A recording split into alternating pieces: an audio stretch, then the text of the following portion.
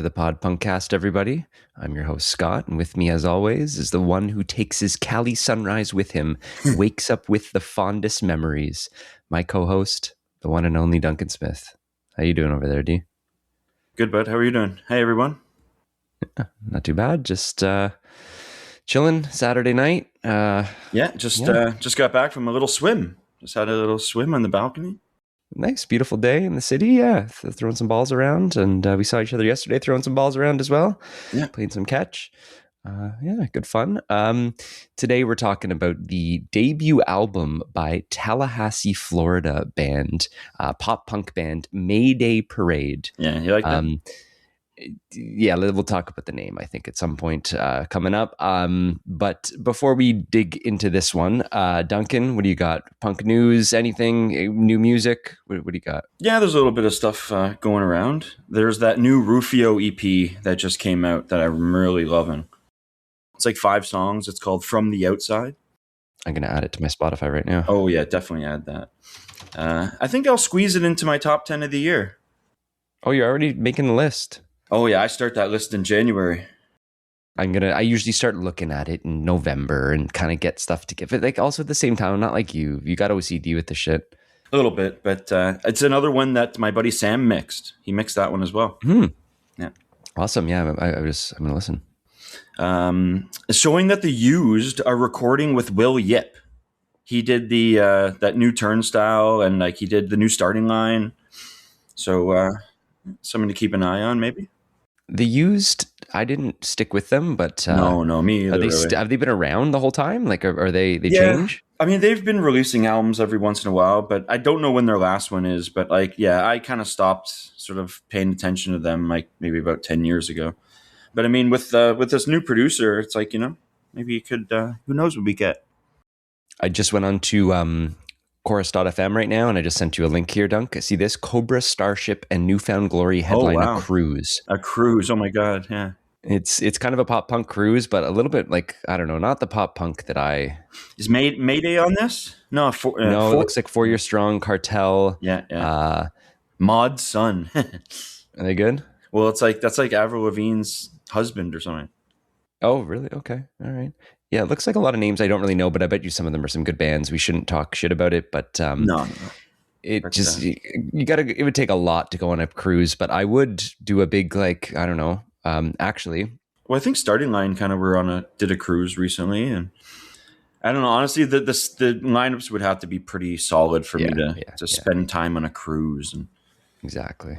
But what else we got here? There's did you see Green Day released a 24/7 channel on YouTube, just running classic Green Day 24/7 all time, random videos, live like random cool. Rare stuff.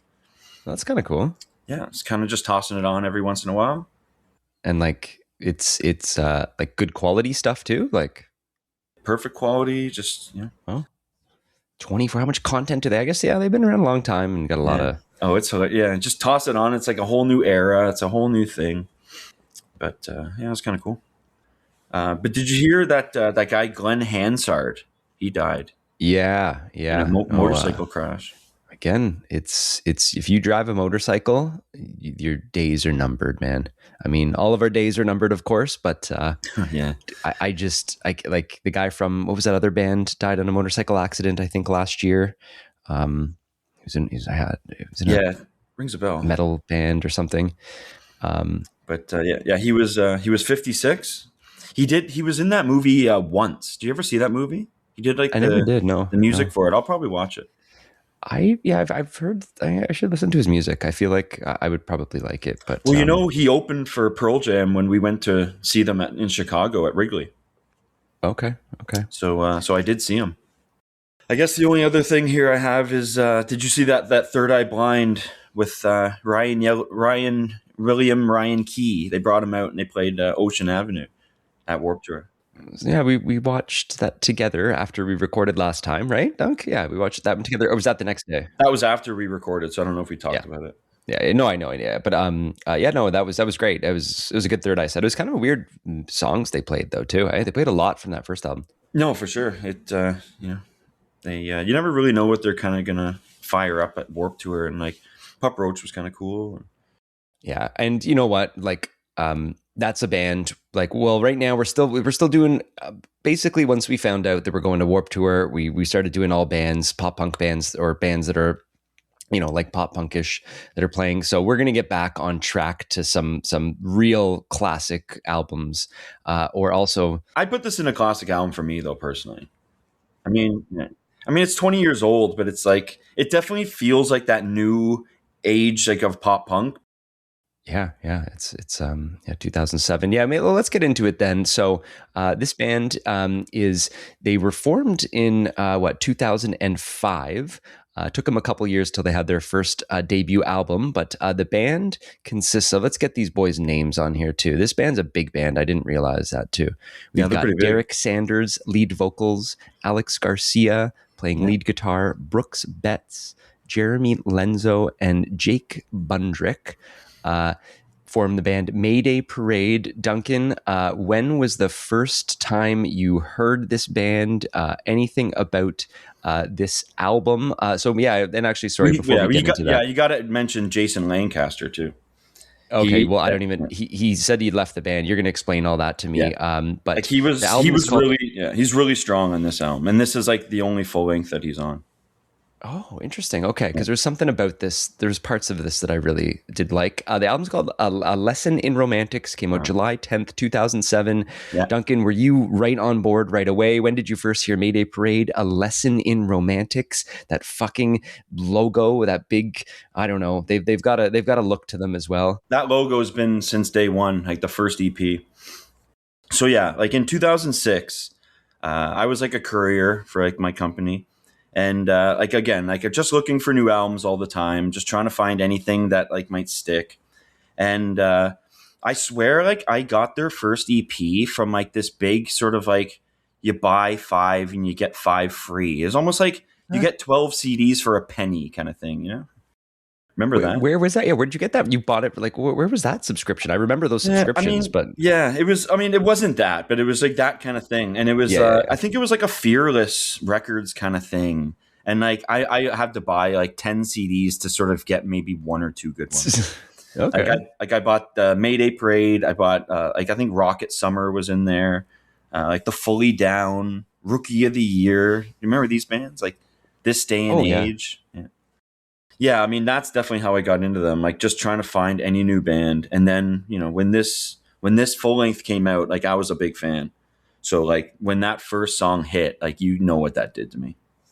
Yeah. So this I don't. Okay. I mean, I don't remember this band at all. I know you like this band. I know you've talked about them. I don't remember this coming out. I think this was past my pop punk had kind of was over for me, and I may not even been living in Toronto at that point. I think I was living in maybe Jasper or something. Yeah, so, but later on, like coming back from there, I do remember you pushing this, like saying that the name, not like, and I'm sure you put this on some stuff in your car or something. Never stuck at all. Never gave Mayday Parade a chance. Listen to an album front to back, and like I don't know. I definitely I don't think they were playing with bands that I would have saw. I don't think I ever saw them opening. I don't think I ever saw them at a festival. They did a lot of Warped Tours. Yeah, and then reading in the last couple of weeks just about this band and looking at their their stuff on Spotify, whatever, man, they're fucking huge. Like holy shit! Like this band is not a little small pop punk band that like this band has so many more plays on Spotify than Alkaline Trio. Yeah. One of the in my opinion top bands. I mean, it's just that kind of like music that like more people can kind of like attach to, and like what I mean, like it's a little more radio friendly, and like but yeah, like I was definitely there at the beginning for this band, and yeah, they you had the EP and you were waiting for this to come out. I mean, it probably was coming out shortly, like because I mean this album came out like 2007, so like I probably it probably wasn't like only like 3 or 4 months between that. Yeah, so this was recorded in January, February 2007, Atlanta, Georgia. The producers are Zach Ordon and Kenneth Mount, who we got to talk about them because they've done some big stuff too. I didn't know their names before. And yeah, on it's on Fearless. Fearless. Yeah. Yeah, so this is a label, first time talking about them here on the pod, but independent record label from Culver City. So many bands have been on this label. Oh This man. label is like, it kind of, I think it's a little more than like the harder punk, right? Or like the metal core, like emo Yeah. core, right? Yeah. Like I mean, when I got all those CDs, like not a lot of it really stuck. But I mean, it's just just kind of bands taking some chances and just some new bands and just you have to go through like a bunch to kind of find like a gold mine. I always thought Mayday was like one of the best. I'm looking at the Fearless. Not too many bands, the big ones right now that I think that are still active on the label. But if you look No. back at their former artists, man, they've had some big punk bands on here. But like they've had At the Drive-In. Well, I mean, yeah, I have a little thing here from like the Fearless label president. Uh, Yeah, yeah, Bob Becker said the group were really believable. They were obviously good musicians and they were really tight sounding. We already knew they were hardworking and just, it's like a hardworking band. And like, they're good to their fans too. Like they're always releasing new material, touring. yeah. So they do have at this point in 2026. How many albums they've got? Like, they've been consistent the whole time in their Yeah. 20-year career. They have been what? How many albums? Let me just pull this up here. Well, the recently in the last year or two, they've released 3 albums. It's like a 3 album part, which is pretty good. Nice. Yeah. You were saying that too. They're studio albums. They've every few years they've got one, and now a bunch more here. Good for them. Anyway, yeah, this I don't remember like this at all, but so I've been kind of gotten into it with some fresh ears on the whole thing and trying to listen to it like when I don't know how much it hold. How much does it hold up today? Like on a fresh listen. Yeah. So I'm trying to also what was it going on? Like I'm trying to put the place of this album. So 2007. This is a year after My Chemical Romance, Black Parade, which is I think in that whole That emo. cover, yeah. The cover looks almost like identical to a Yeah, it My has that Chemical vibe. Romance. Yeah, It's kind of totally. yeah. So this is when like and I'm not a huge My Chemical Romance fan at all, No, but me like I neither. can appreciate that and how big they were. So this was kind of people that were craving that. I'm sure they saw this at a record store or something, and they're just like, or someone tells them about you got to check out Mayday Parade as well. They would have been one of those listening station bands for sure. Like this album would have been in that listening station for like promotion to like get some ears on it. For sure. 2007. So this is also kind of things were changing in the music industry at this point. Yeah. Like I wasn't buying albums. So you do physically have this. You bought this on CD back in the day. You Oh, did for own sure. this, or was this like Yeah. iPod time? No, I mean I definitely had this CD. I probably had this CD, and then actually their next album, it would have been iPod time and Yeah. like MP3 sort of stuff. But I mean, when I got all the vinyl, I bought all these. So 2007, and I'm just looking because I think this is when I started kind of maybe before I was always into kind of other music too a little bit, but like Yeah. Oh, then yeah. I was full on the indie rock. So 2007 has LCD Sound System, Sound of Silver was voted like #1 in a lot of lists. Incredible album.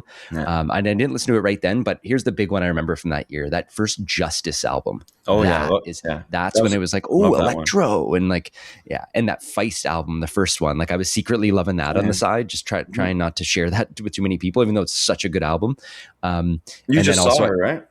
Oh, just saw her for free. Yeah, she's the best. She is still like one of the top Canadian musicians, in my opinion. Nice. Band of Horses, Cease to Begin came out that year as well too. So like some big albums, and then what else we got here? Even there's what a year for albums. That was the year, Duncan, of Easy Tiger. So Oh, yeah. just to put so we know where we were and everything. Well, I mean, I remember when Easy Tiger, we went to see that show. You were definitely in Jasper. So I remember we called you and like we were all seeing it for the first time. And That's right.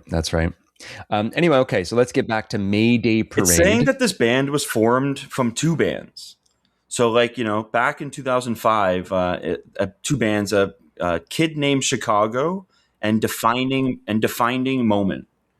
Brutal name, Kid Named Chicago, Defining Moment. Also, that's okay. Yeah. But like weird, like 2 bands coming together. You know what? We should make a big like super group and like kick out the kind of the weakest links. And then, yeah, okay, good for them. It's I'm sure they're from Tallahassee. So just looking up where that is. So it's kind of like it's closer to like Georgia. But Tallahassee, I mean, that they can't have a big music scene or anything like that, a big punk scene. So maybe they just They're always singing about their hometown, though. They were mentioning Georgia a lot, were they not? Yeah, I mean, I think they're all kind of from different places. Okay. Yeah, so two bands came together, formed these guys.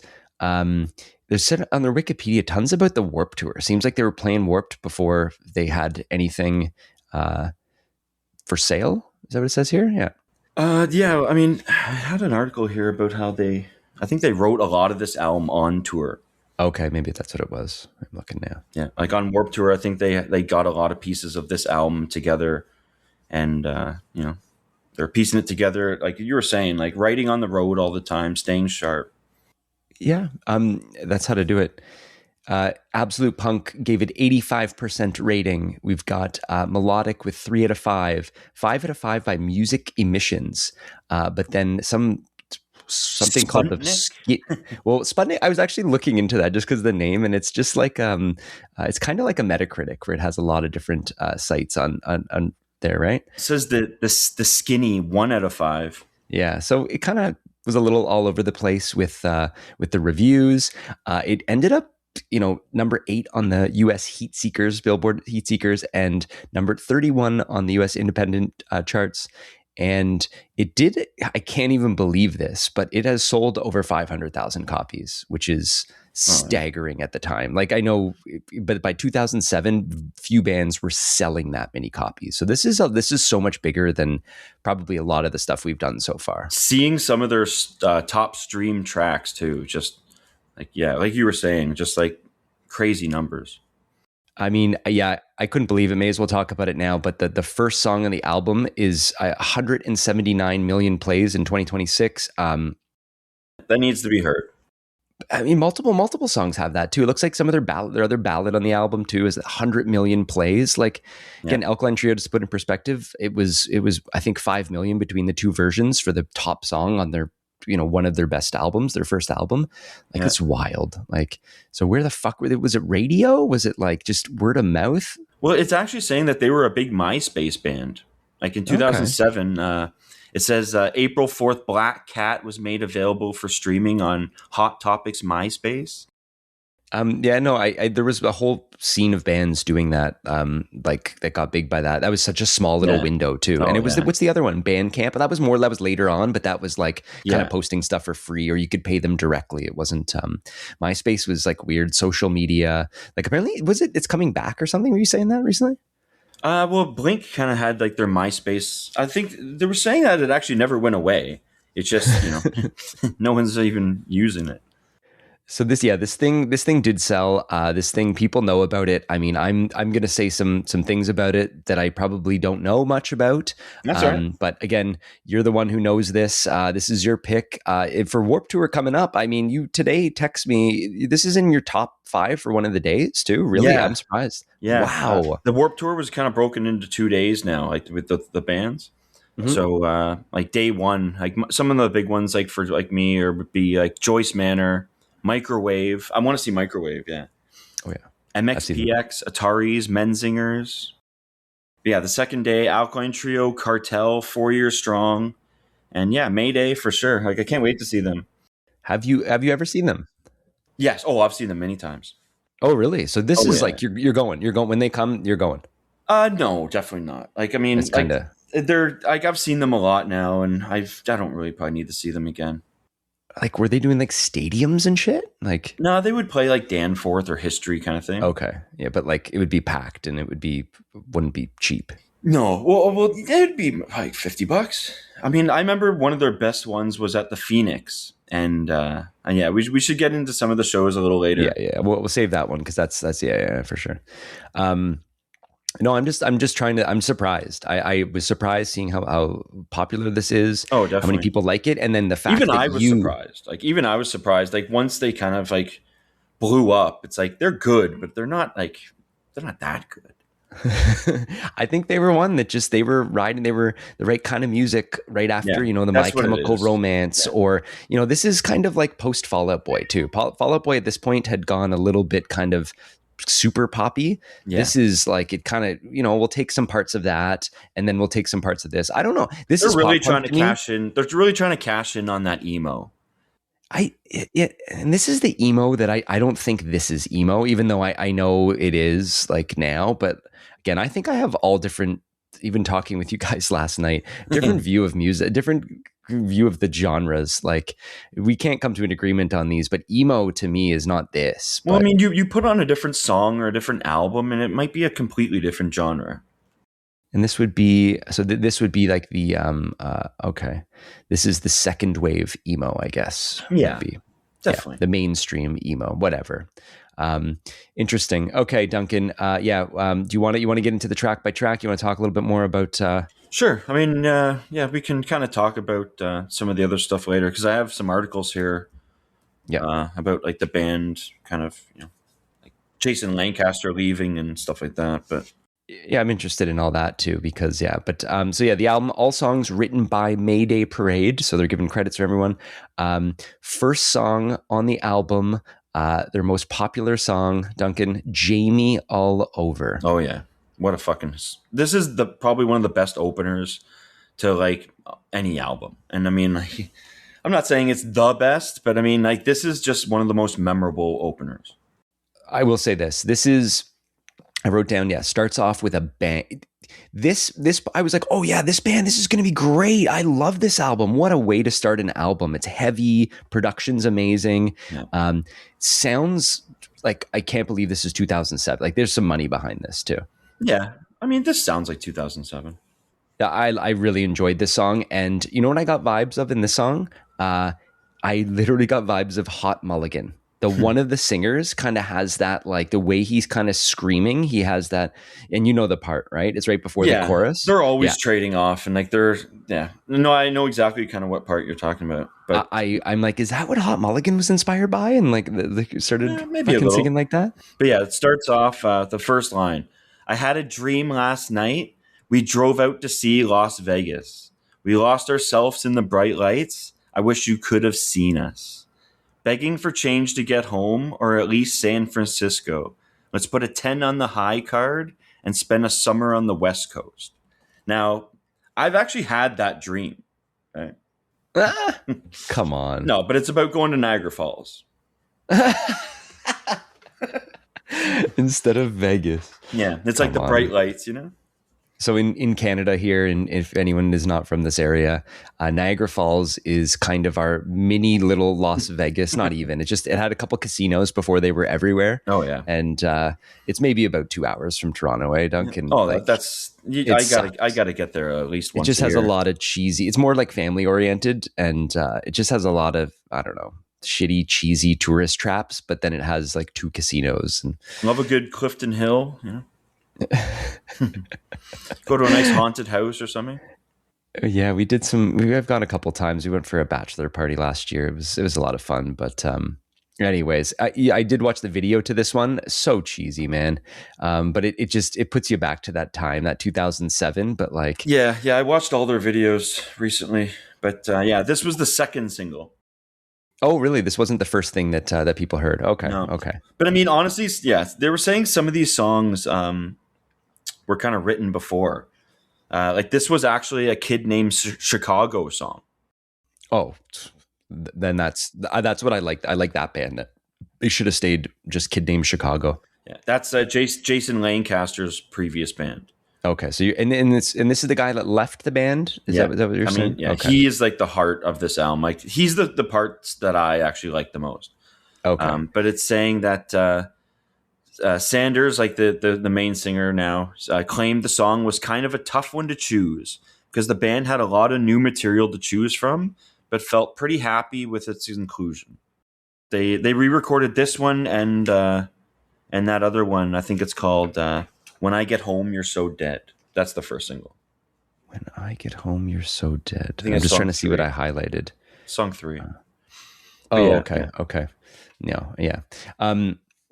Yeah, it does. This really, like, I did get this in my head, and this song I do like. I've thrown it on a bunch. I can't wait to not listen to this band a little bit for a while, because not knowing it, I wanted to make sure I really can form an opinion on it. But everything else in the album kind of shitty, except for that one song. It's definitely a little downhill for sure. It's saying Cleveland.com. Remember them? They ranked this song as number 66 on the top 100 pop punk songs of all time. Yeah, on that list. Okay. So this is, I'm excited to see if they are on any of these other big lists. Like this would be the song that I would give someone to kind of get into this band. Yeah, the problem is you give them this and then everything else is just like, why is everything else like piano ballads and like, not all of it, but it's not a perfect album by any stretch, but like even like the first four, like the songs 2, 3, and 4 to me are like not skips, but I mean the strongest part of this album kind of comes near the end. This sounds like, okay, so it's all songs written by Mayday Parade. It sounds like there's a one good songwriter out of the 5 of them. And like, he's just being like, I'll do this part, I'll do this one. And then everyone's like, oh, we'll change this, change that. He's like, fuck. That's probably, it's probably Jason Lancaster. Really? And he's like, well, yeah. And so, he left the band for creative differences. Is that what it was? Like early on, before this album came out? It was like saying that they didn't like credit him in a lot of stuff. And like, just, I can get into it if get into it because you keep talking about this guy. So he left the band in April 2007, which is the 4 months before the album was released. Interesting. Yeah, like he left in March 2007, citing a lack of writing credit on the band's release. Yeah, and then he went to form Go Radio. Oh, are they any good? Yeah. Oh, they're really good. Okay, I should have checked them out as well too. And then there was a whole 2008 reissue where they sort of left him off all the credits and stuff like in the commentary. Producer Kenneth Mount basically criticized him, saying like, I'm slightly confused why Mayday Parade's commentary for Lesson in Romantics never mentions Jason Lancaster at all. Voice of 50% of the album, Jason also recorded all his vocals naked for A Lesson in Romantics. That should totally make the commentary. Yeah. I've waited 10 years for that. I mean, I think just like stripped down, right? Wow. Okay, so he's on 50% of the album vocals. Yeah. Is he the guy with the scratchier voice, like not the the ballady voice? He's he almost sounds like he's Irish. Okay. Interesting. That's so weird. And then they basically not giving him any credit in the what happened? Holy shit! It's actually crazy. Like, who's like some of the people that have left bands that have been like the biggest impact, like for you? Okay, number 1 by far is Matt Sharp leaving Weezer. Yeah. Okay. Yeah. And it's like all his solo stuff is so good, and the rentals are great. Yeah. And it proves to me that Weezer was more than just Rivers, which everyone kind of thinks. And even like Third Eye, like Kevin Cadigan, right? Kevin Cadigan he left after the first 2 albums. Yeah. And then the bass player ended up leaving after that EP after as well. They were a big part of Third Eye. I mean, but that's the thing. Third Eye still has some great stuff throughout their career, even definitely. Their newer material. I love every Third Eye. Yeah. I kind of don't care about any Weezer after the first 2, and the B-sides are great too, and all that. But I mean, I'll check it out. But yeah, no, you're right. There's some hints of little, some good songs here and there. But I'd say that. What about you? Who's someone for you? I mean, like Darren and Goldfinger would kind of be up there for me. Even though it's like the drummer, it's still just like a big piece that like took it out. And I mean, like for singers, like Real Friends.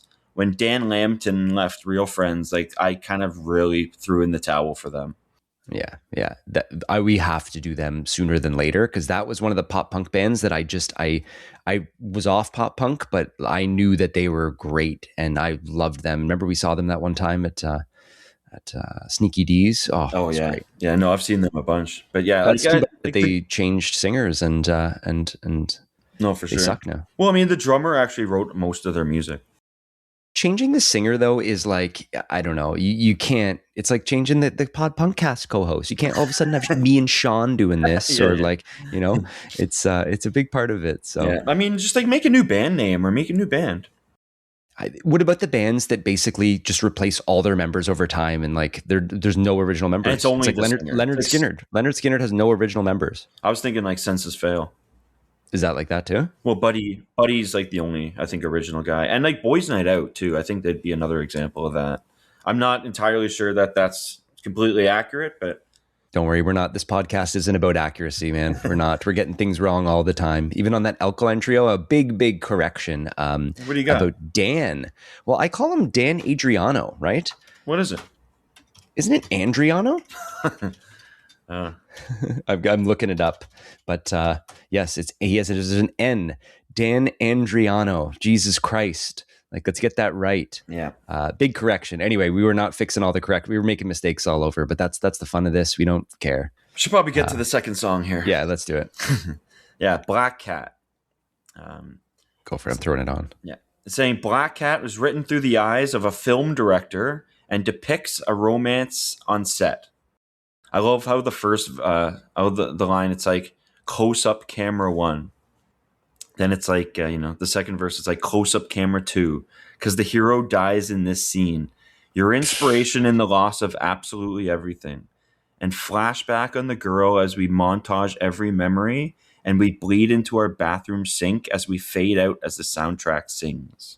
Come on. I don't know. Yeah. I don't know about the lyrics of this band. If you want to read them out, do it. Trying to be poetic for sure. Yeah, I know that they're trying to be theatrical. So this, I just threw this on that I don't like. This is what right away I don't like, and it just has those really breathy vocals. Oh yeah, I was gonna say that. It just has that like close camera. Oh my god. Yeah, and it's just so. Even the whole like the song, the sound of it is it annoys me. It's what it sounds like.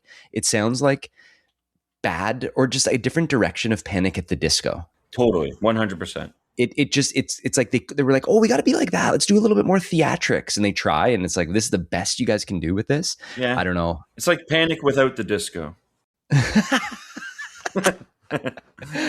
Oh my god! When Panic at the Disco must have been like a few years before this. So, well, there's there's after that part. There's that really good guitar solo. What'd you think of that?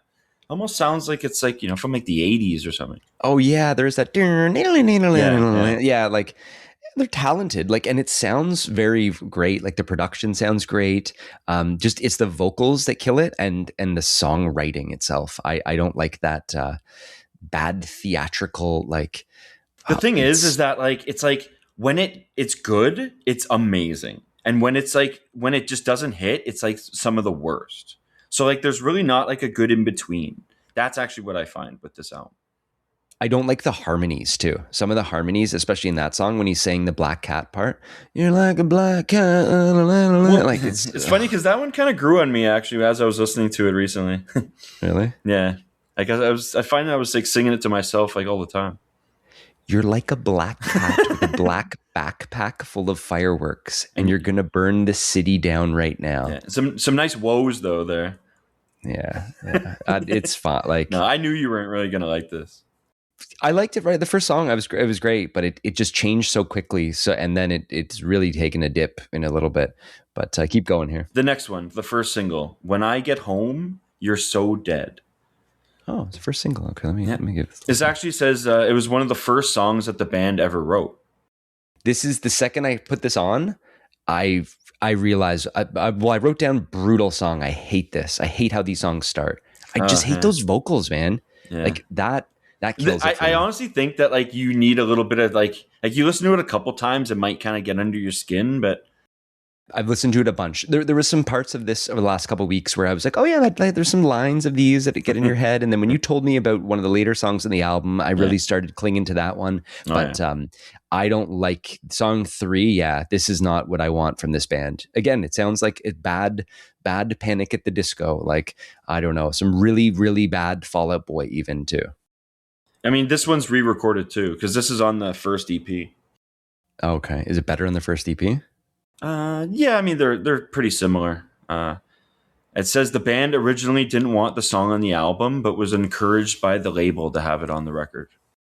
You're allowed to put first album. You're allowed to put a song from the EP, but you start re-recording stuff again, you're gonna piss me off a lot. There's a couple of lyrics here I want to read. Actually, it's saying, "Pull the trigger and it never gets closer. You want to start over, but never start over." So what's with this whole pull the trigger? Like everyone's doing that.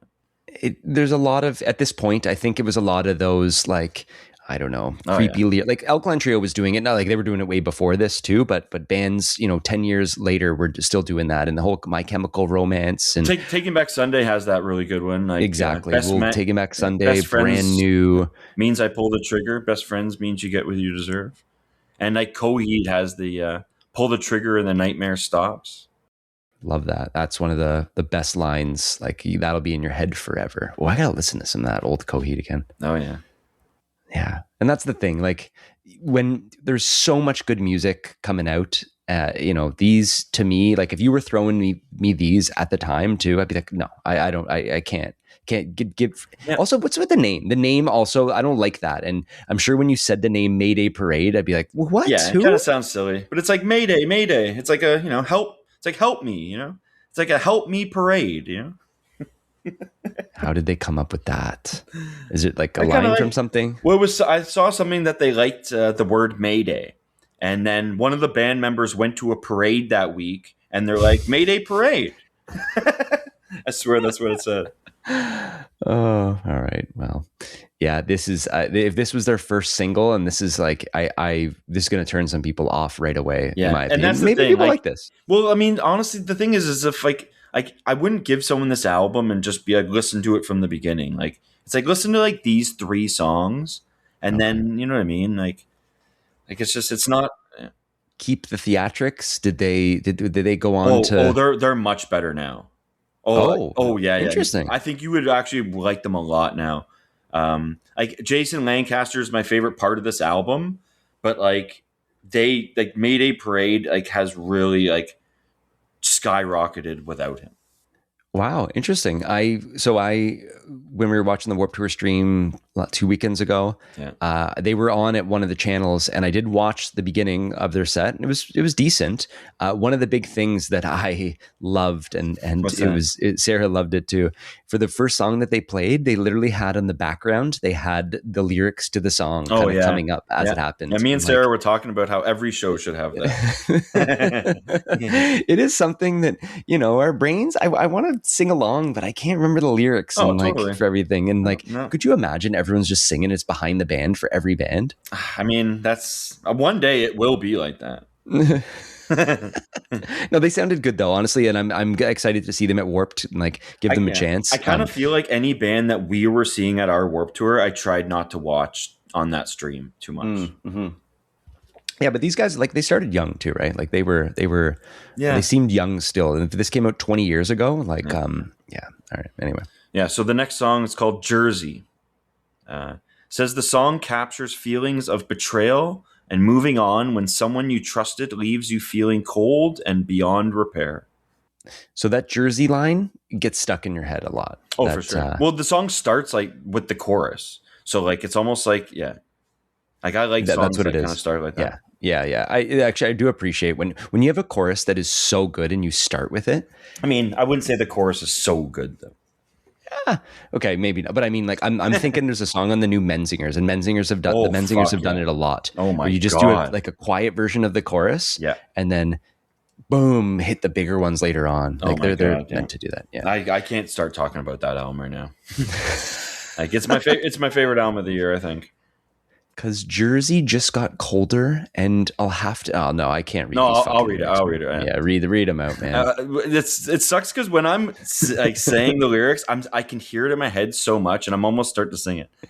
Sing it. We were singing a lot in the last episode. Yeah, I know. Because Jersey just got colder, and I'll have you know I'm scared to death. Everything you had said to me was just a lie until you left. Now I'm hoping just a little bit stronger. Hold me up just a little bit longer. I'll be fine, I swear. I'm just gone beyond repair.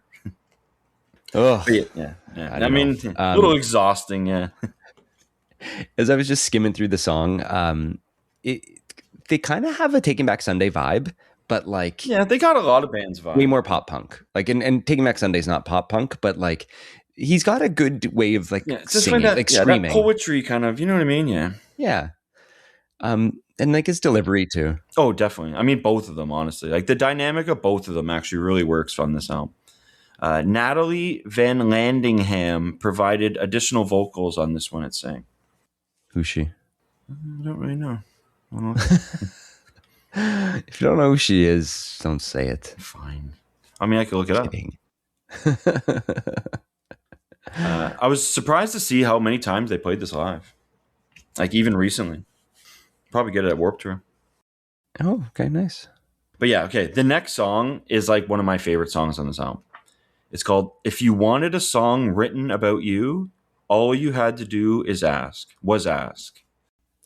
So I highlighted this one. Yeah. It's another one of those long names that, like, I was gonna yeah, say, yeah. like, this is so. Who was the bands that started doing? I know Hot Mulligan now has taken Fall Out this to Boy a for sure. ridiculous. Yeah, Fall Out Boy was doing this. They definitely did those long names for So sure. like bands started copying that and Oh, doing yeah. these. These ones aren't too silly though. This is just kind of like something you would say. There's a Oh, couple yeah. of more of those later in the album, but Yeah.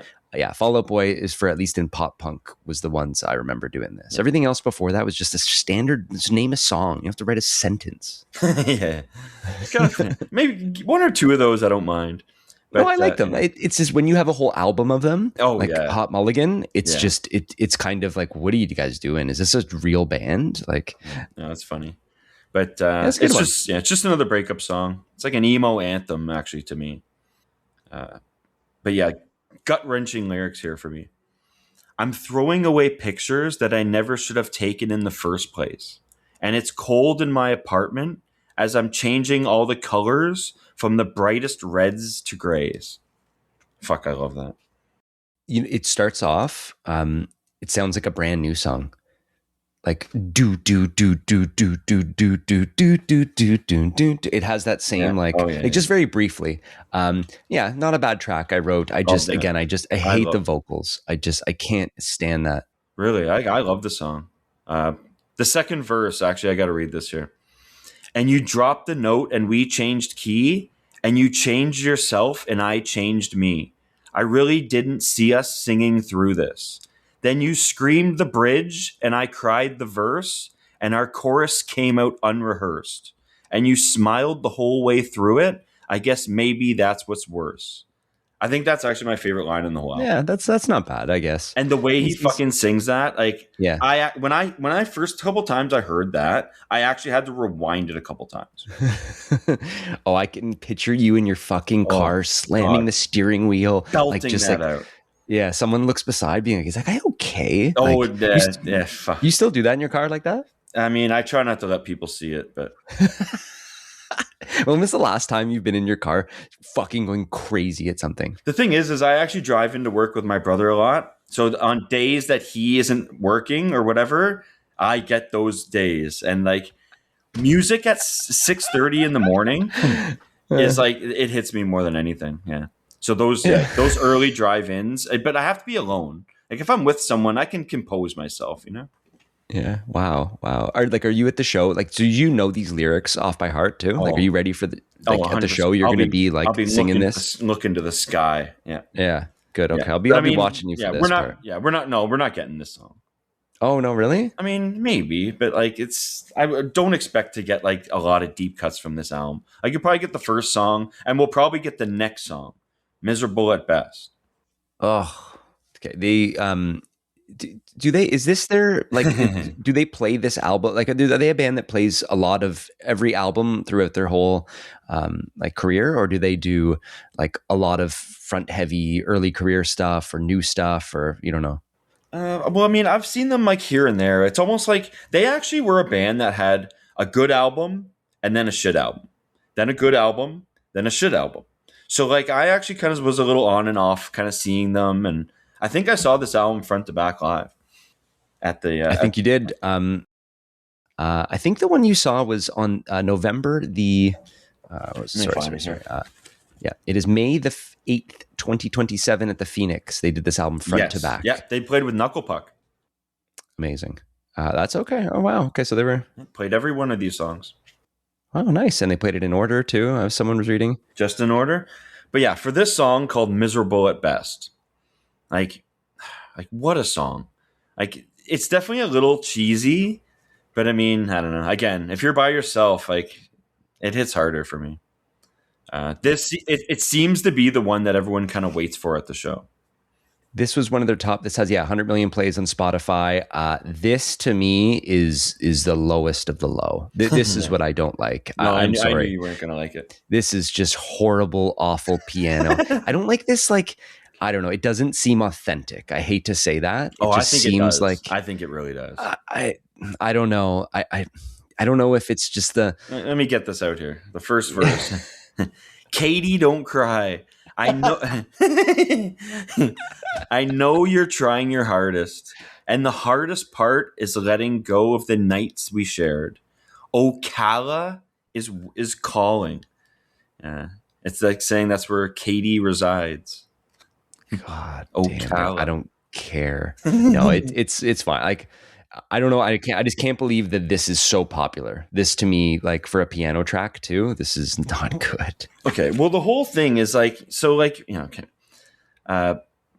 I got to read this one part because like at the show, like I remember this one time, like this part at the show and then like looking around. So it's like the line is, and this will be the first time in a week that I'll talk to you and I can't speak.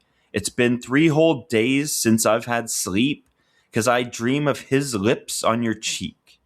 And I got to the point where I should leave you alone, but we both know I'm not that strong. And I miss the lips that made me fly. I'm telling you, I look around, people are sobbing in the show. Really? Oh my For God. this band? Oh, on this song. Like people just crying on each other's shoulders and like, yeah. I mean, this song put me in a depression hole for a little while. Man, I don't know. You know what? I don't actually know a ton of piano music. I need to a little bit more like ballads. Like there's ballads by bands and like some, like even some Bob Dylan songs that are on piano are incredible. Some Ryan Adams songs are amazing on piano, but like not this. It's really funny. Yeah. Remember like that garage band program? Yeah. So like there was like a month where I was fucking around with that and I was trying to make songs and like I had like some good beats and like I had large piano kind of driven songs like Reliant K kind of stuff. Like, you know, like that piano driven, you know? Yeah, no, good for you. I want to hear. We're gonna find those one day. And we're gonna play those. I'd love to. But good, experiment. Forever. I've done that a couple times too. I got a little MIDI keyboard right here that I've done that with. But Mayday kind of has some of their newer stuff is kind of like that. Oh, totally. Piano would be like the one instrument that I'd love to learn. It's very difficult to play unless you kind of learn early. But I do appreciate it. I never got into like, there was like Ben Folds 5 was a big piano driven kind of more in the indie rock scene. Who was the big one? Something Corporate in the pop punk scene was the big one. That's actually probably the number one influence for what I was trying to do there. Yeah. Like that, even though I'm not the biggest fan of that today, I can appreciate that way, way more than this kind of piano stuff here. Can't wait to do that album. Yeah, I'm excited to look at it again, but Mayday Parade, just stick with the guitars. And that's so weird. They have songs like this, and then they have like heavy, really good solos, and like they're pretty, quite the range they do have, I must say that. Yeah. But is all of their stuff later on, they do ballads and stuff, or was that just this album? Yeah, it's the same range. Like it's up and down, and I mean, you're getting a handful of ballads and a couple of really slow ones. But I mean, like they definitely like they took this and like they really progressed. But yeah, the next one, Walk on Water or Drown. Listen to the beginning of this one on drums. Yeah, I'm throwing it on right now. I love the beginning. And that's what I mean. After that ballad, they go into this sounds like some 2000s really good, I don't know, pop punk emo-ish stuff. I mean, this is the second half of the album now. Okay. So, I mean, I like ending a side on that kind of slow note, Yeah. I can see that. That's nice. I mean, yeah. It says this song, it's about the painful final moments of a failing relationship, emotional vulnerability, and the stark choice between miraculous survival or total devastation. The way you say it's so epic, but it's about fucking a Mayday Parade song. It's 8 on the. It's just genius lyrics here. Yeah, that's fine. And also someone, you know what, if people really do love this band, so hopefully, yeah, this means something to someone out there, Dunk. So say it like Yeah. you want to, like you mean Say it. it like you mean it, yeah. The chorus is so good. And then I fell into pieces and she fell into me, saying, "Play me a song. It's been too long since I've heard you sing." I love that. I guess the lyrics aren't that bad. They are, especially, They're actually I don't probably know. one of the strongest parts of this album. I'm sending it to you now because I really do like the production though. So these two dudes, they have their own. They're the guys. What were their names again? Keith. No, sorry, Kenneth and Zach. So they have a production team together. They've done some big names if Oh, you look wow. at this, Dunk. But I think the big ones though are the All Time Low. I Yeah. think that's also they've done some Cartel as Chroma's well. there, yeah. Yeah, but no, I think it was just the remixed versions All the they've done. Maydays. That hit the lights, skip school, start fights is one of the best albums ever. Okay. Oh yeah, we'll definitely be doing Hit the Lights one day, even though I don't know them too well. Oh my But god. they've done quite a bit and like pretty. Like I'm just impressed by the sound of this. Well, For yeah. There's that Jason Lancaster solo, "As You Are." yeah, I'm gonna listen to that after there too. Oh, I'll Um, send you a couple of good Go radios. I've got a good story about seeing Go Radio at Warped Tour too. can you please about halfway down the page? There's an All Time Low live session EP. Yep, I've seen On that. that, look at the fucking hair on those guys. Oh, I know. Isn't that amazing? Oh, that's I unbelievable. love that 2000. All three of them, yeah. So I guess this is the band. So All Time Low, and again, I wasn't big into them. I know you were at least our first stuff. That was 2007 as well. So Yeah. that is this era of pop punk. For Was the sure. Mayday Parade, All Time Yeah, Low are kind of coming out. definitely. And I mean, I understood being alone with this stuff. Like, it's like, What like do you mean? well, I mean, like, I understand sort of like you guys all kind of falling off, and like, it's like, you hear a Mayday Parade, and it's like, okay, like Duncan's kind of getting into all that now. Like I always knew you were into the more like the pop punk. We all started on the same like. Well, me and you started with like the Green Day and stuff like that, and Blink around the same time. Yeah. And then you kind of kept going with pop punk. Like, I kept digging. and that's why they're like, there was for every 10 bands, like 9 of them would just be these generic pop punk bands. At least that's what it sounded like to me. So Mayday got looped into that, whether Yeah. I liked I mean, it them or didn't matter not. if I played the best song. It's like, you guys had your opinions before you even heard it. Yeah, you were striking out quite a bit with some of the pop punk you were playing at that time. What was that one that you I mean, I wasn't a big Cobra Starship fan, but that's when it was getting a little silly too. The whole thing with that is like Midtown was one of my favorites. So when Gabe started Cobra Starship, I just liked Gabe so much that it's like, you know what I mean? It's like, just listen to what he's got, and like, and I mean, like, that's kind of another like one like this. It's like there's hits and they hit, but those misses really miss. Yeah. I'm excited together, and we got to do one a year at least. We got to do one pop punk album that the kids are loving these days. And I'm not talking about a Hot Mulligan or something. I'm talking about, who's that fucking guy? Like, not Machine Gun Kelly, the other guy. What's his name? Somber or something? I don't know. Or like there's some new big, they're not even pop punk. They're kind of like pop stars that kind of like play guitar maybe or something. Yeah, we'll find but we got to just make sure we're kind of we're not out of touch completely. Like, I want to make sure, and you never know, you may like some of these bands, Duncan. I saw like 5 Seconds of Summer played like the other night. And like, the look of them is ridiculous. I know that. I don't like them. I'm just saying. Like, I know, but I want to do an album. I saw some people sort of at that show, and like I turned up the volume to kind of hear what was going on. Kind of sounded like, that really new kind of pop punk. That like even I sort of wasn't really even into that. Like, I kind of tapped out by then. So there's very few people listening to this, but if someone makes it this far in the Mayday Parade episode and knows new pop punk, and I'm talking about the really popular stuff, tell us what it is. Whether it's the new leave a comment, fucking Machine Gun, like we got to do one album that's the kind of like, I don't know, it's what all the little tweens are listening to in the pop punk world. We'll find one. But yeah, let's get through this. Ocean and Atlantic is the next song. It's probably one of the weaker ones, actually. Okay. I do actually like the chorus a lot, though. All of these just start with those vocals. Jesse says, heavy breathing. Oh yeah. Yeah. Can he sing live? It's not too bad. Okay. I mean, people are belting it like beside me, so it's like I can't even hear the singer. Really? Oh, I want to see you going Yeah, crazy yeah, for this.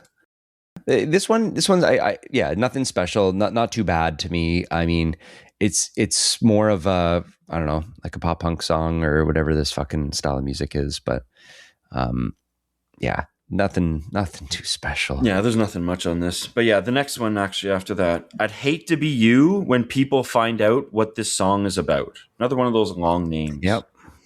Yeah, I wonder who that's about, but But yeah, this is probably one of my least favorite songs. yeah, Not too much to say on this one. oh, well, I want to say I have some things to say about this Oh one. yeah, go I for wrote down, this is bad, man. it. Yeah. Some of the worst that harmonies, right? So the song again, everything starts right away with vocals, and it's these weird harmonies that are Yeah. just, and the effect, not even the effect on the vocals. I think it's the compression. I think it's just, but it is weird, and then it just goes into this like wailing riff right after too, eh? Oh yeah. Like I don't know, like It's do saying. they? Yeah. Sorry, what's up? No, I do that. I was going to say, do they play this one in live? Oh I'm just no, curious no, how no. these come off live. Like, can they pull these off? I'm sure they could, but I mean, they're definitely not like keeping this in rotation. It says explaining the meaning behind the song. Sanders said it was about an old friend that kind of screwed us over. Okay, well, I'd hate to be, hate to be you when people find out about this song. So what happened? Is there a story behind it, or No, is it just? that's all it really says. And I mean, I've got some lyrics here, but I don't really want to read them. Yeah, this is not good, man. The next song, though, now this is actually the first song that was my favorite on this album when I first got it.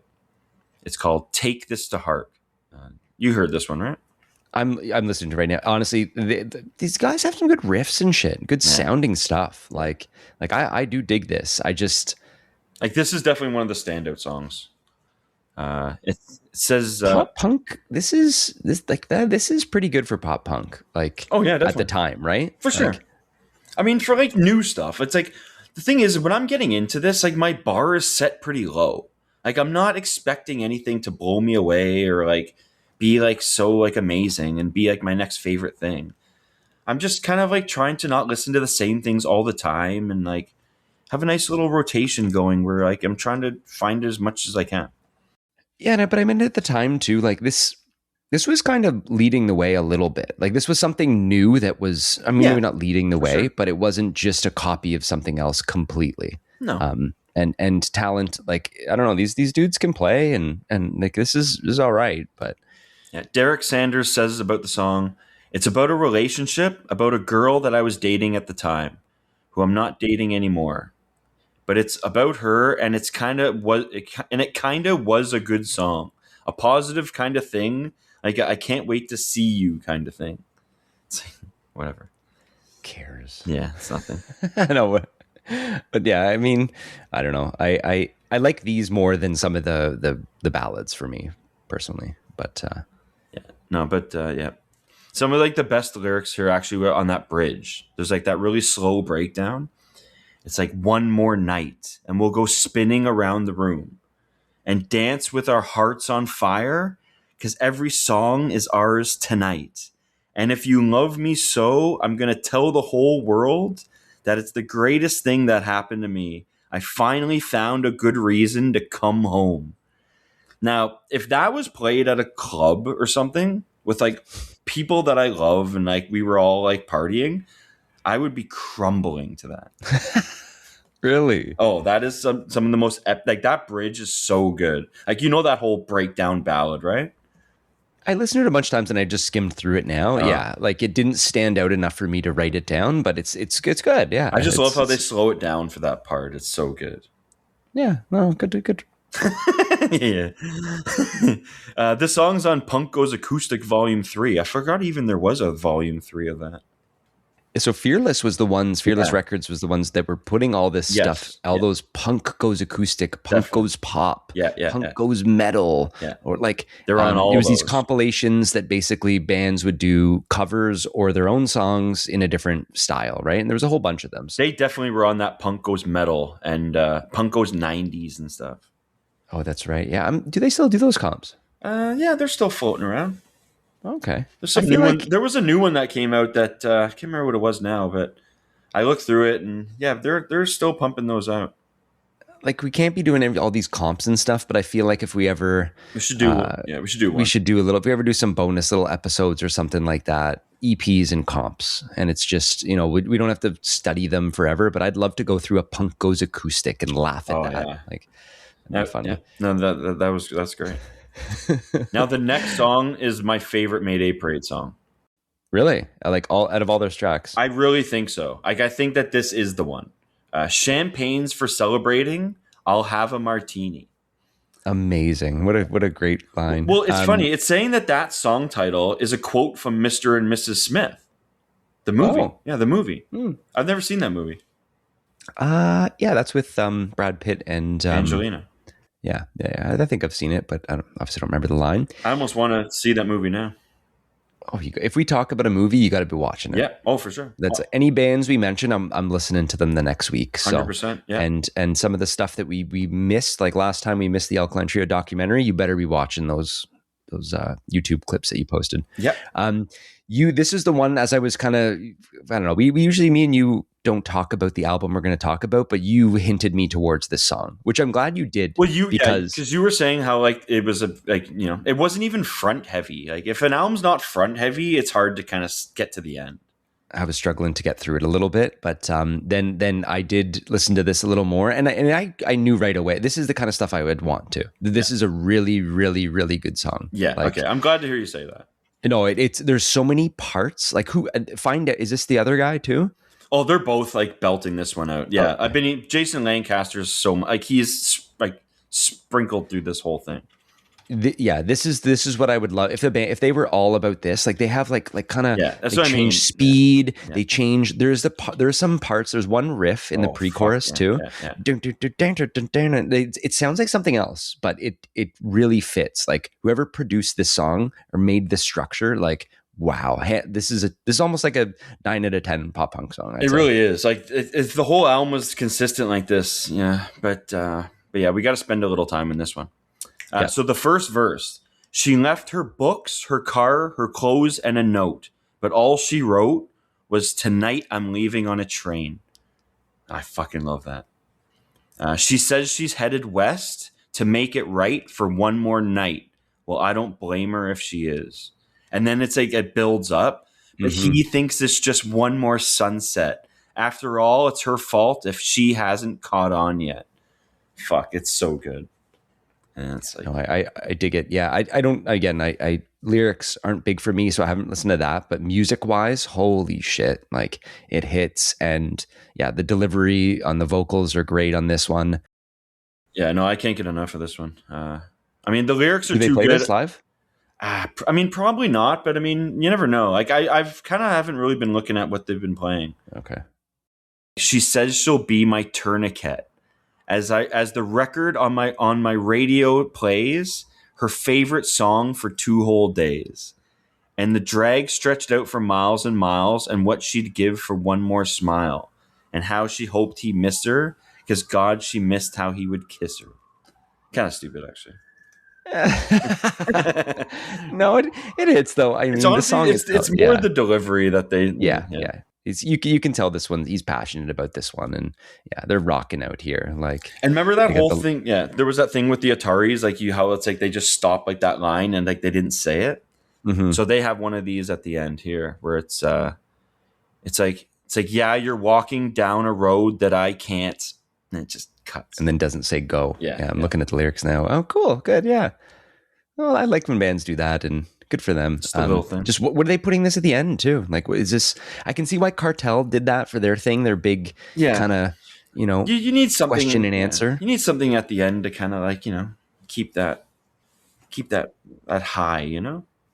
Maybe, but I feel like that it's the wrong choice for their debut album. Okay, maybe. And I'm just going by the Spotify plays too. This one is one of the lower songs as well. So people don't know this. Yeah. People like all the stuff, the more the ballads and some of the other ones. And even the last song is so much more. It's 10 million more plays than this one. Oh, really? So maybe it's just people don't want this. We want this from them. And that's what it is. But yeah, it is what it is. Now this one, listen, the next one.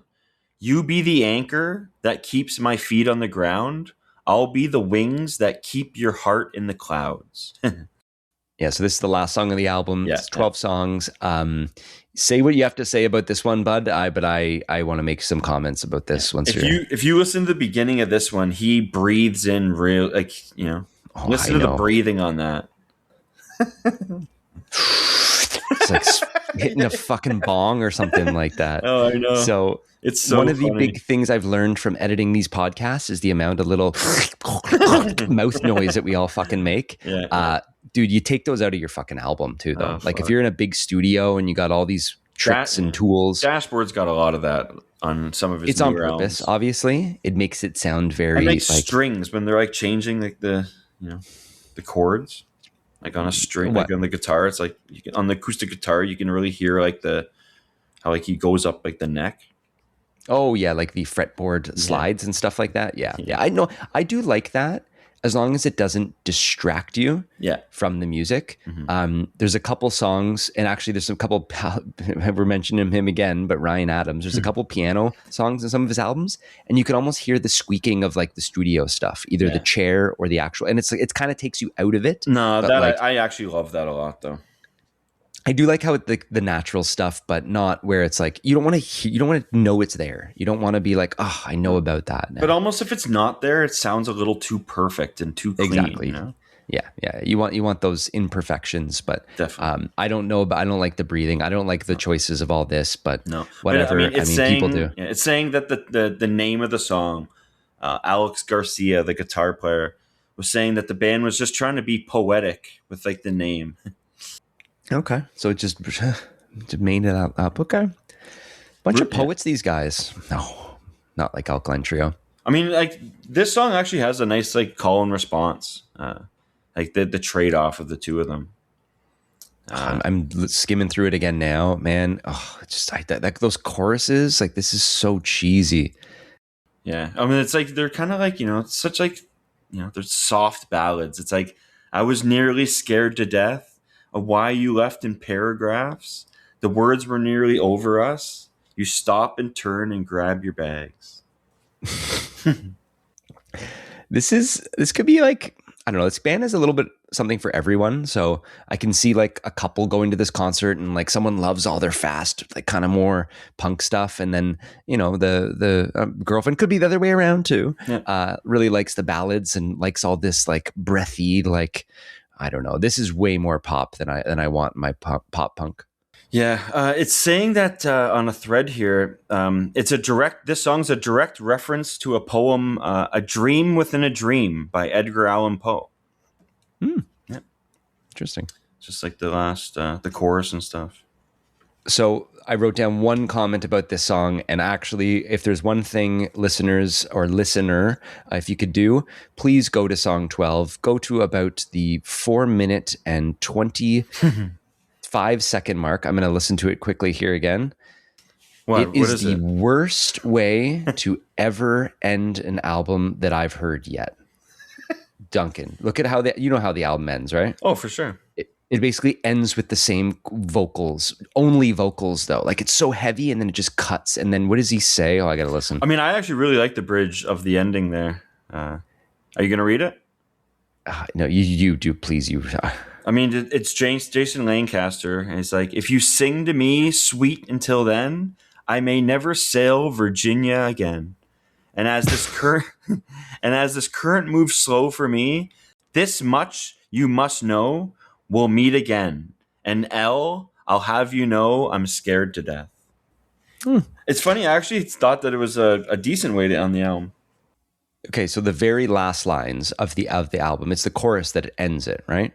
And so here's the lines, and it's all heavy too, but it goes, just to ask God the question. Oh, yeah. Is everyone here make believe? Yeah. With a tear in his voice, he says, son, that's the question.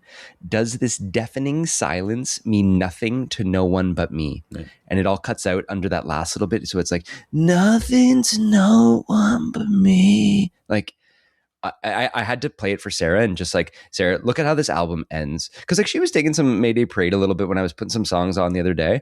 But well, thinking that's what they were saying was some of that poem of the Edgar Allan Poe. So I mean, there's a little bit of grace you can give there.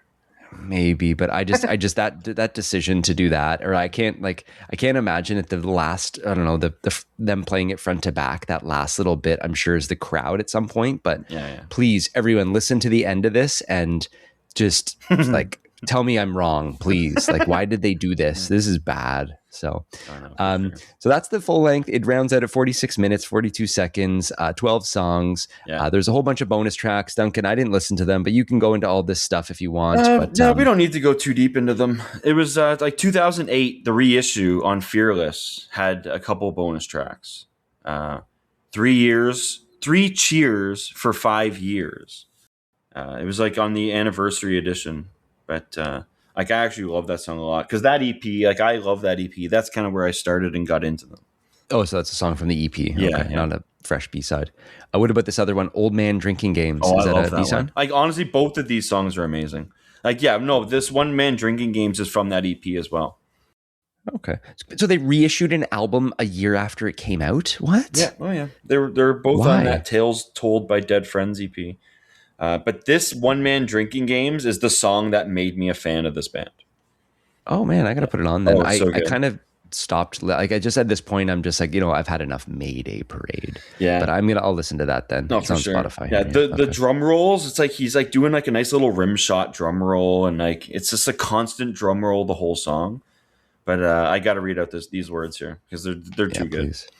And you said it would be funny to keep me hanging in suspense, and then I'd run over to your house and I'd scale the chain link fence that borders your backyard, and I'd climb through your window, and I'd whisper that I love you as you fall out of your clothes. And it's just like, and you swore you saw me laughing. I swore I saw you smile. This time we spent together has got to last us quite a while. I'll take this piece of you with me. I'll carry it to my grave, knowing that for someone you're an angel sent to save. I like that. Oh man. Yeah, it's so emo. It's not on the Spotify actually. No, I saw it. Yeah. Anyway, I'll No, I listen think to that it. was just on the CD because the Spotify, I think it has the 10th anniversary edition. Yeah. That's the one I was like, it's all demos and stuff. So Yeah, I don't really know that one. I don't really have anything to say on that. yeah. Although So you're it, not checking out demos of this band. This isn't something where you're digging No. into every tiny version. no, I don't. I mean, I'll do an acoustic though. Like I'll do like any acoustic stuff because they're definitely on that Punk Goes acoustic a few times. And but that coming back with Winter demo, it's saying that it was the exact same chorus as that Save Your Heart song. So they basically just used the same chorus. When you go to their Spotify, nice looking guys. Look like a friendly band. Oh, yeah, They would yeah. shake your hand. They'd, meet the fans. I feel like, look at them. They've done some serious photo shoots too. Wow. Yeah, no, People definitely. putting money behind them. Wow. People love Mayday Parade. Yeah, Like, I've let's never, make sure they're, I've never spent extra money on them though. That's like when you go to a show, you buy a CD or a record. It's like okay, like it's kind of like the standard stuff. Like you're buying shirts and you're kind of even traveling to see them far. Like you know what I mean? Like you're going out of your way to kind of really see them. Like I'm only seeing them at a convenience. I feel. So before we get to the reviews then, how much money do you think you have spent today on Mayday Parade? And I'm talking vinyls, CDs, like you got $1,000, you think? No. I mean, I got about 7 of their vinyl. I think Okay. Plus, how many times have you seen them? I've seen them probably. Hold on, let me see here. Couple warp tours. Saw them on the Glamour Kills tour at the Phoenix with Cartel and Man Overboard in Oh, wow. 2013. And would they have headlined that? Yeah, they headlined that. Okay. And then yeah, I've probably seen them about like 5 times. Oh, okay. So you've given them hundreds of dollars. Yeah.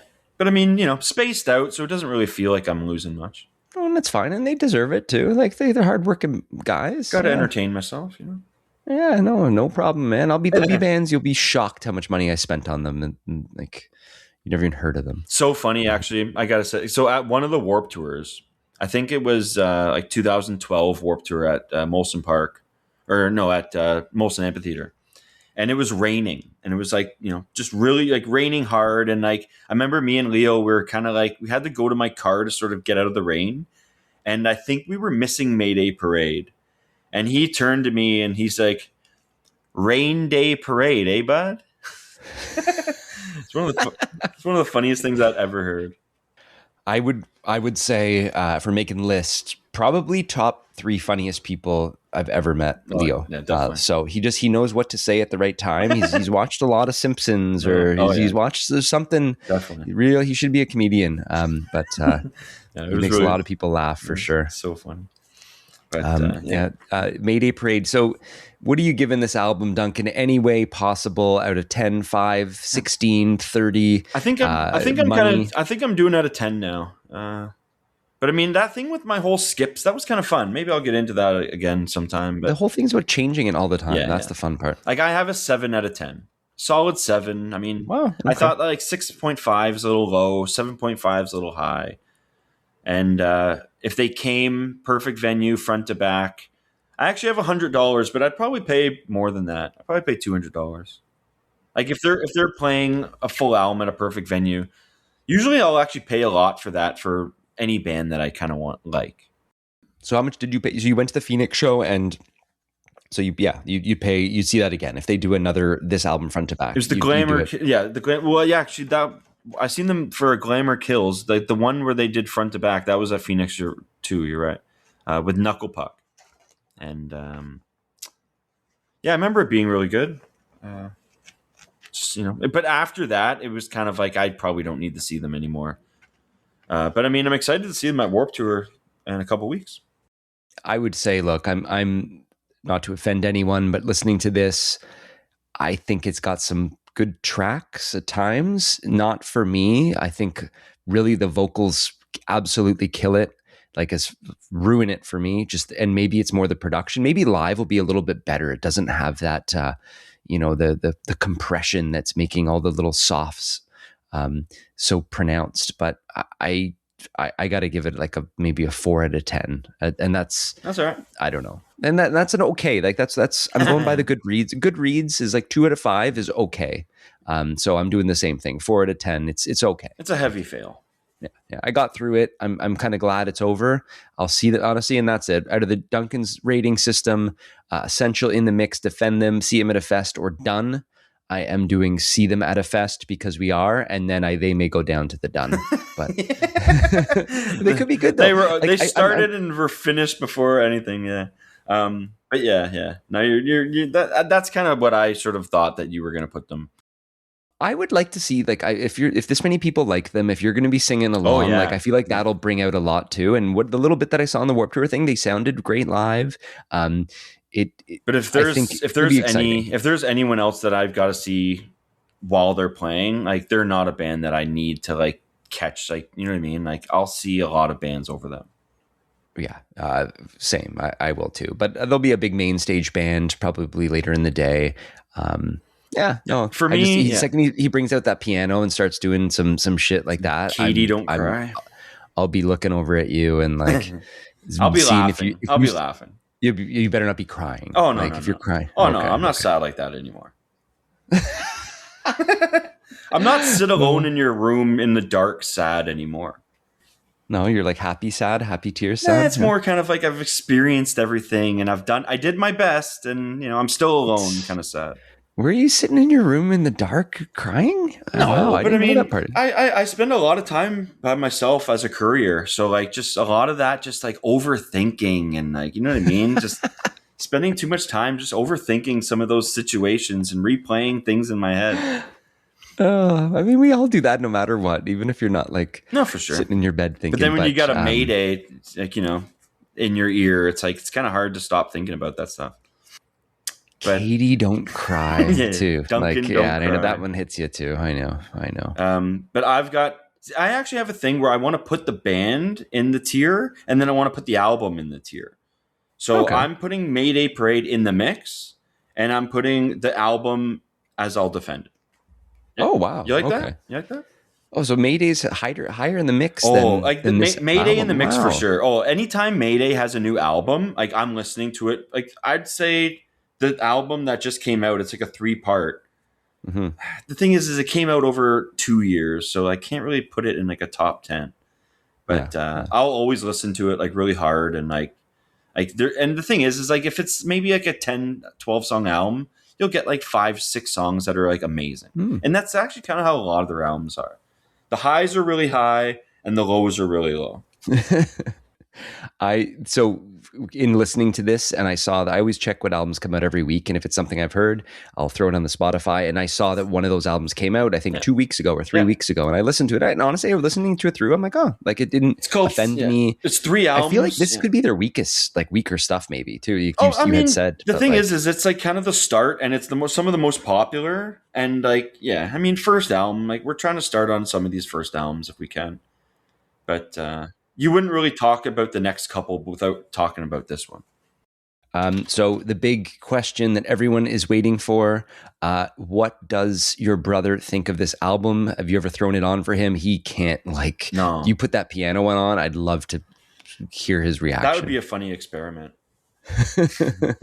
But I mean, like the thing is I know what he kind of likes and what he kind of might grab onto.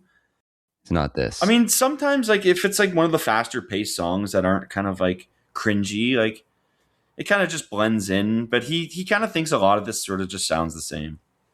It's funny if like a really bad song, like if I'm listening, like I remember like I put on some Warped Tour stuff recently that was sort of like hit or miss, and like it was like the Paradox, I think. And I came on and like I'm like, this isn't that good. And he's like, sounds exactly like everything you listen to. But I mean, it's just like, yeah. It's like if you don't listen to it enough, you kind of just, your range of music it's so funny. It went, when you were a kid, you were listening to everything because you were listening to like radio rock, then punk, a lot of Disney then soundtracks. You got into rap. Yeah, well, that of course everyone was doing that too. But like then you were listening to rap rock and new metal a little bit, and then once you found pop punk, though, you just zoned. Other than like the Rage Against the Machine or like the 50 Cent, I know you like, and the G Unit and the M&Ms, but you hooked on to pop punk and like you didn't let go at all. I think it's the kind of a genre that I tried to branch out a little bit more and like try to find as many bands like that. But I mean, like I'll be able to admit if a band isn't good, and like, you know what I mean, like it takes you a while sometimes to admit pop that. Punk band there is. And Mayday, they're good. Like there's something behind them. No, and I would say that now too. And while I'm giving this a 4, I'm kind of hoping we do a couple more Mayday maybe in the future, and I want to see kind of how they progress. I may even throw one of the next album on soon, just to. I mean, honestly, let me send you a couple songs because the next album is a bit of a miss. And then you know what, Mayday is going to be a band that I just don't tell me what to listen to, man. Totally. Don't. Yeah, you know now what I don't like, so please don't give me any of those fucking miserable at best. Their self-titled album is the one that you would listen. That's actually probably the one. If I had to pick one album of theirs from front to back is solid, it's the self-titled one. It's got like a fisherman on the cover. It almost looks like I Know What You Did Last Summer. Let's talk about it here. Who designs this? So they do have a big Mayday Parade. It's just a standard font. It's all in caps. Yeah. It's kind of has the R kind of goes down a little bit. The leg of the R on Parade goes down. And is that every album? Yeah, they have that on every album. I like that stuff. I like that consistency. What is that? Do they have one person designing? Is it them, or is it just kind of like they decided? Okay, I don't know who's doing the artwork. And also this cover of this album, like what is that? It is a guy holding an umbrella.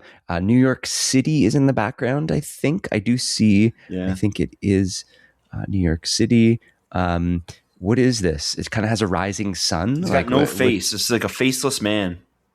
A lesson in romantics. Honestly, if you took away the name and just used the picture, you would literally think this was a My Chemical Romance album. Yeah, it does have that vibe. Or it looks like if you take away if you even take away just the writing, and you put some other little image there, it could also be almost like a Banksy something, like a political, I don't know, like guy in the acid rain, fucking like walking through New York, like it's fine. I like the name of the album though, A Lesson in Romantics. I do, but it's like coming from what, like 20-year-olds? Like, no, it's fine. No, they can teach you something. I guess it's a vibe. It's just, I don't know if I like that vibe. It's and not that it's bad. It's just like, it's not my kind of art, but cool if they're sticking with something. Like, it's not as cool as Alkaline Trio, of course, but it's a decent theme. I mean, not every band can be like amazing, you know? No.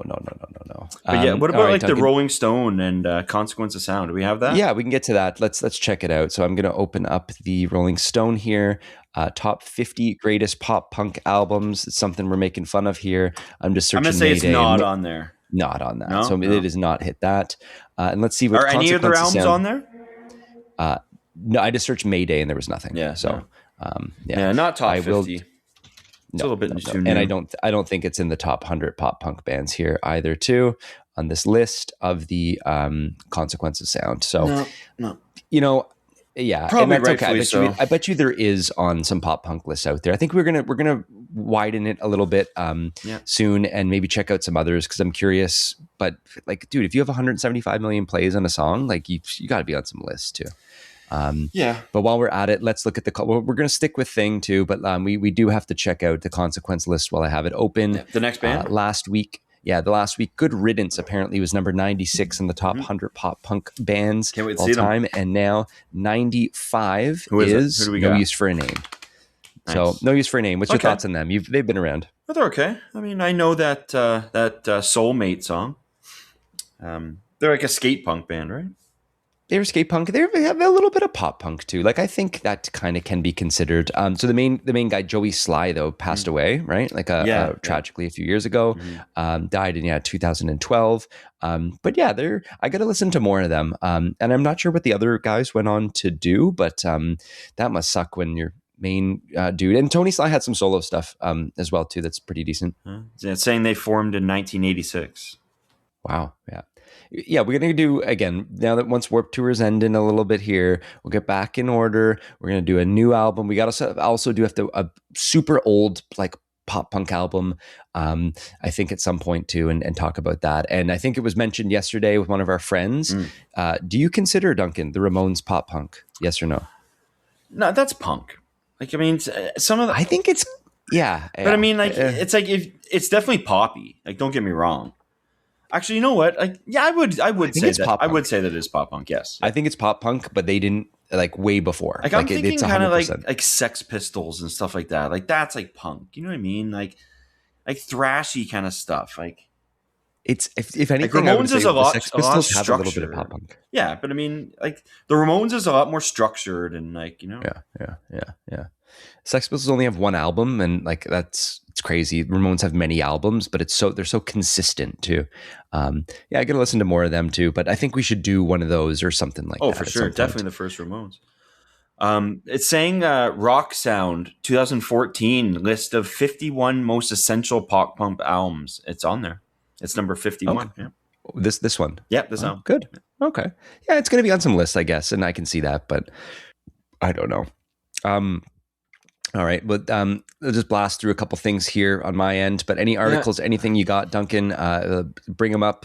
I just looked up how much to book them if you want, and it does vary a little bit, but they're anywhere from $15,000 to $75,000. Yeah, like US. Like this is they will play your college, I'm sure, but like it's going to cost you. This isn't a small little band anymore. Maybe just a one piano ballad, you know, for the graduation. Oh, for sure. And someone who's booking those bands is just like, we have to get Mayday. And everyone's like, why? And just because he loves that fucking piano ballad. Yeah. Oh, yeah, definitely. Yeah, I mean, for articles, I kind of had that whole like leaving the band for Jason Lancaster. It's saying like in 2006, they were like, you know, selling copies of the EP and Warped Tour to people in line. By the end of the summer, they had 10,000 copies sold. And it caught the attention of Fearless Records, which signed them in August 29th, 2006. So back in the day, everyone, and I've bought a CD like this too, but used to wait in line at a concert. Yeah. And why were they? There was a lot waiting of in line all the time. There was a lot of people handing out their like band CDs and things like that. Yeah, so in Toronto, you'd be waiting, you know, down by one of the venues down on Lakeshore, and guy be going in line, usually free, but sometimes it'd be like, hey, here's my band, I'm playing it right now. Yeah. You know, it's $5 or something like that, even too. I remember I bought the Seven Dust EP, Oh, or no maybe way. I was given that. Yeah, and it was like, who's this random? And then kind of got big, right? But, Seven Dust. Like what year was that? yeah, it was early. It was like an early thing too. Yeah, Oh, yeah. wow. I wonder if I still have it somewhere. Oh, I kind of like that. Really? Oh, for sure. I mean, they're definitely see him at a fest. Okay, yeah. Were they like new Oh, metal or no? so They new were metal, definitely new metal. okay, Oh yeah, okay, okay. I sent you the website, Duncan. Standard website, let's take a look. maydayparade.com. Let's take a look. Yeah. Take a look. Nothing too funny. I'm just looking through their merch too, see if there's anything. See, Um, yeah, those three albums, Sugar, Sad, Sweet. It's like if it gets released as a one packaged vinyl, I'll probably buy that. oh, you don't have these, eh? I don't need to buy all three. And then they'll Yeah, yeah. re-release it. Then like you know what I mean? It's like I sort of know where these are going and what I'm gonna kind of finally like buy as the actual final thing. Yeah, yeah. So Um, what do we got here? and so this is all original members other than the one guy who had left pretty early on, right? Like no one else kind of came and went. Yeah, no, it looks like it's all original here. But yeah, some keychains, some pretty bad shirts to be honest. I honestly didn't. Their merch didn't look like anything special. Nothing funny. Terrible. Yeah, look. Yeah, I mean, yeah, big Mayday Parade shirt. Yeah, you don't Don't want need that. that. One of their vinyls, though, I'm looking at the bottom left corner here. Weird looking vinyl, don't you have ones like that? It looks like it's all like melted. Yeah. Oh, let me show you the lesson in romantics. Yeah, go get the vinyl. Let's see these here. I got Let it me right look. here. Okay. Wow. Oh, look at that. Like that? Yeah, that's cool. That's cool. Yeah, no, nice. So what's it come in the vinyl? And yeah, may as well do your. Is this hard? Oh, what the cover's different? It's So kind of like a solid sort of gold cover with like you can see the city in the back, but yeah, it's like abstract. cool. What And anything different on it? Is it got the bonus tracks? Does it no, have no, just the standard album. nice? Yeah, no bullshit. Any funny thank yous or anything like that, or just pretty normal liner notes? What do we got here? Lyrics in Yeah, there? pretty. Yeah, they're not thanking any bands here. Just pretty much standard liner notes, just with the lyrics. Yeah. And it looks like all their shows. I'm just right now while I'm on their website. They're just playing fests, so they're kind of just Yeah. doing the big warp tours They're a and big Warp Tour band. Like, I mean, I've seen them. Like, they've played at least like 5 or 6 Warp Tours. There's this one Warp Tour though that Go Radio played, like Jason Lancaster, and like I'll send you the song. It's called "Good Night Moon."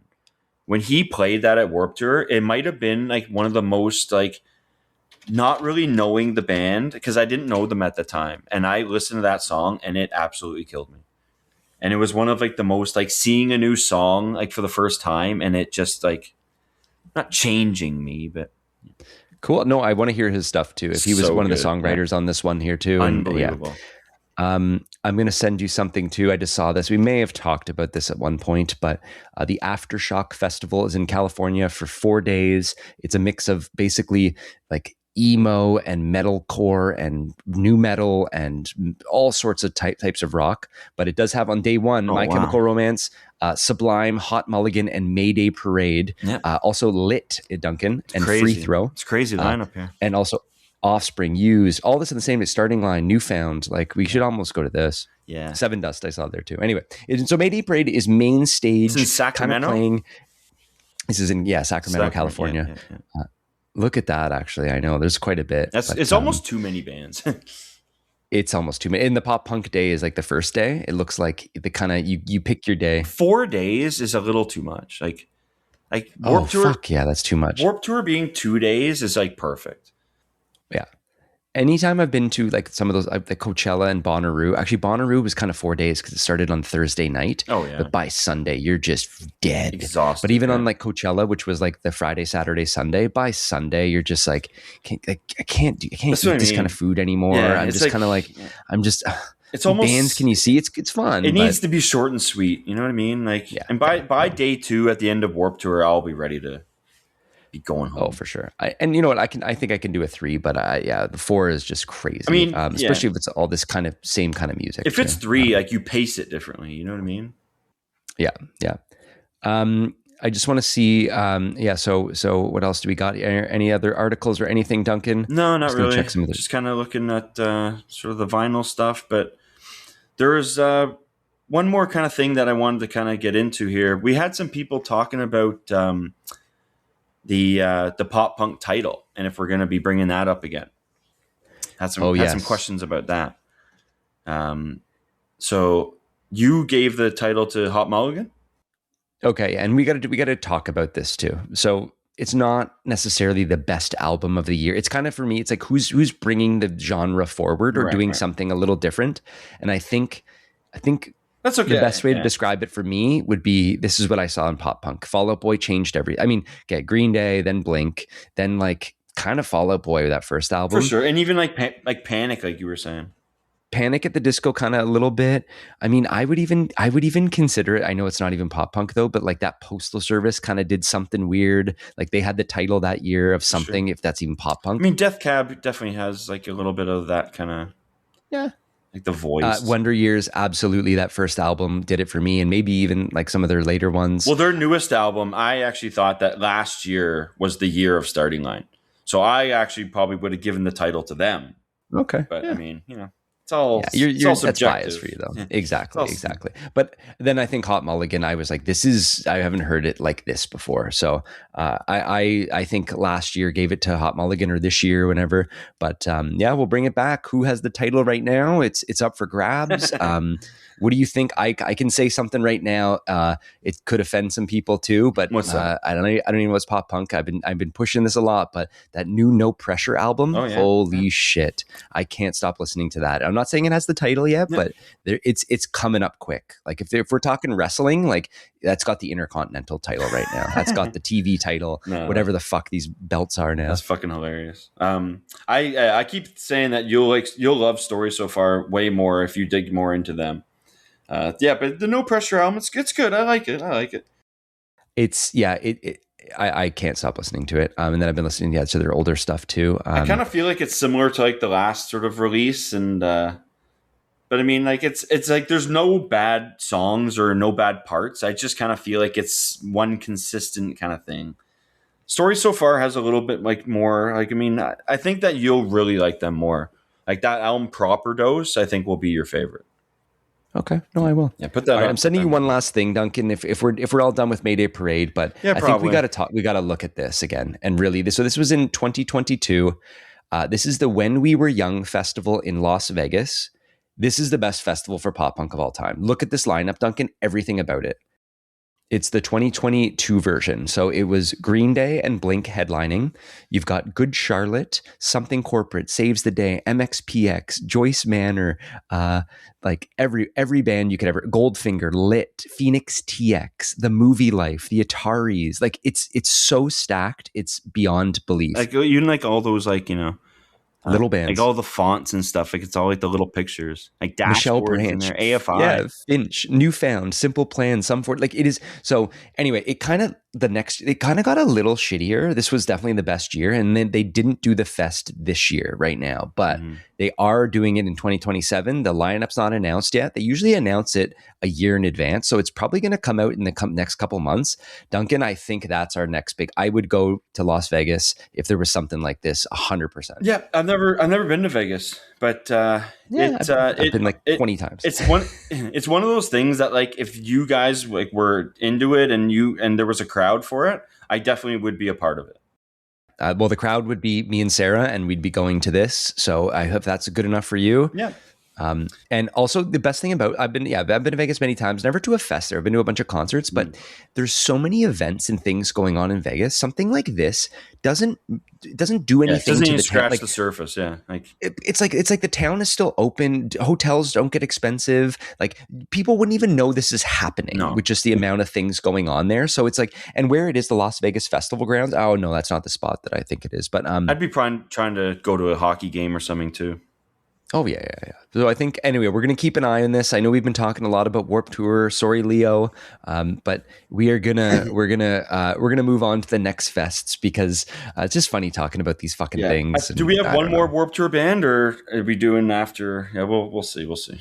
We'll see. We're gonna. Well, I think so. If not, there's a lot of bands that we wanted to get to, but we couldn't get in time. I think, some of the honorable mentions. I think we were gonna do All Time Low. I think we were gonna do Gob Well, I think first album. all time low was this slot, and I kind of pushed for the Mayday. Yeah, Thursdays playing. I mean, there's lots of bands too, I but can't wait for them.